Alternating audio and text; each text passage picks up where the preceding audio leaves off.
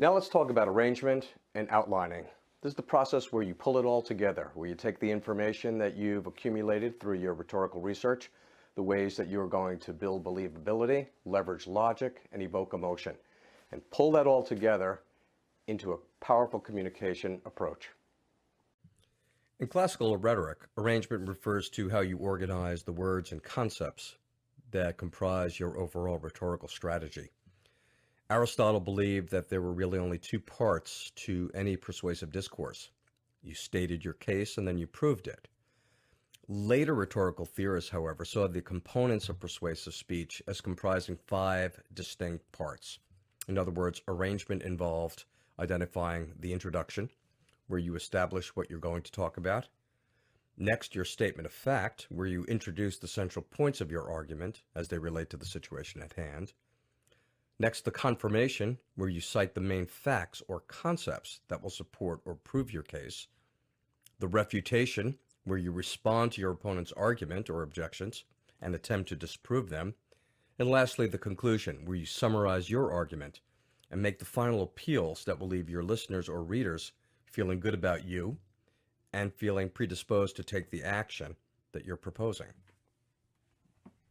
Now, from a practical perspective, outlining can just be approached by developing a basic beginning, middle, and end structure. In this scenario, the beginning or introduction would be where you set an overview of what you plan to talk about, stating the general purpose of your speech. In your introduction, you must capture your listeners' or readers' attention and begin the all-important process of establishing your credibility or building believability. In the body or middle section, you would employ the line of reasoning based on your rhetorical syllogism, or you would build a series of statements that lead to a logical conclusion. In the middle section of your discourse, you would also be arousing the desired emotions in your listeners or readers. In the end, your concluding remarks would remind the listener of what you said, a summary of your case, and leaving the listeners or readers feeling good about you, reinforcing your ethos. The conclusion is also where you would evoke your call to action. Now, certainly not all our communications are this formal, but I believe that arrangement and outlining is imperative in every major communication situation. I know that I develop outlines when I'm writing a book. Full manuscript would require extensive outlining, but also even when I'm about to make an important phone call and I want to jot down some key communication points I want to make, as well as introduce some of the rhetorical techniques that we've been discussing in this course. Let's sum up with 3 key takeaways. Rhetorical arrangement is the process of planning out the structure of your communication strategy.